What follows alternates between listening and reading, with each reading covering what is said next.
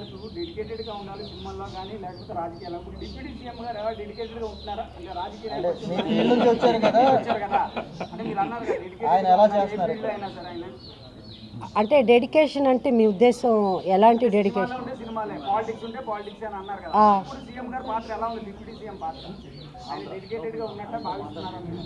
డెఫినెట్గా అంటే 100% డెడికేటెడ్గా ఉన్నాడని నేను నమ్ముతున్నాను, నేను అనుకుంటున్నాను. అంటే ఒక్కొక్కళ్ళ ఒపీనియన్ ఒక్కొక్కలా ఉంటున్నాను.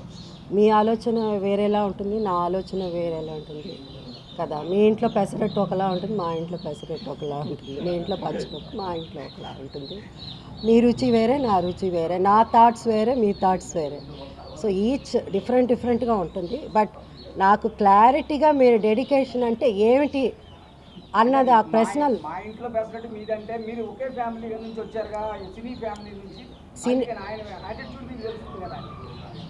Is got wonderful. ఆయన యాటిట్యూడ్ ఆయనదే అండి. అసలు దాంట్లో యాక్టింగ్ ఏమి ఉండదు. పవన్ కళ్యాణ్ గారి గురించి మీరు డిప్యూటీ సీఎం ఆయన గురించే కదా మీరు చెప్తున్నారు. ఆయన ఎప్పుడు అప్పుడు ఎలా ఉన్నాడో ఇప్పుడు అలాగే ఉన్నాడు. ఆయనలో మార్పు ఏం లేదు.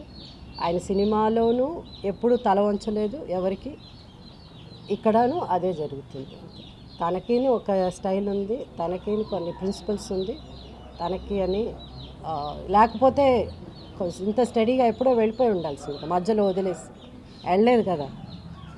సో ఎంతోవరకు ఆ కష్టం, ఆయన పడిన కష్టం, ఆయన ఆ సిన్సియారిటీ ఆయన్ని ఇంతవరకు తీసుకొచ్చింది.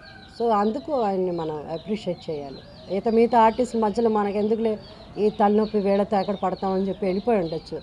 ఆయన సినిమాలో యాక్ట్ చేస్తానంటే ఆయనకి ఎంతైనా ఏదైనా ఇవ్వడానికి రెడీగా ఉన్నారు సినిమా ప్రొడ్యూసర్స్. సో అవన్నీ కూడా వదులుకొని ఆయన అంటే నిజంగా అంటే నాకైతే నా ఒపీనియన్, అది పర్సనల్ ఒపీనియన్.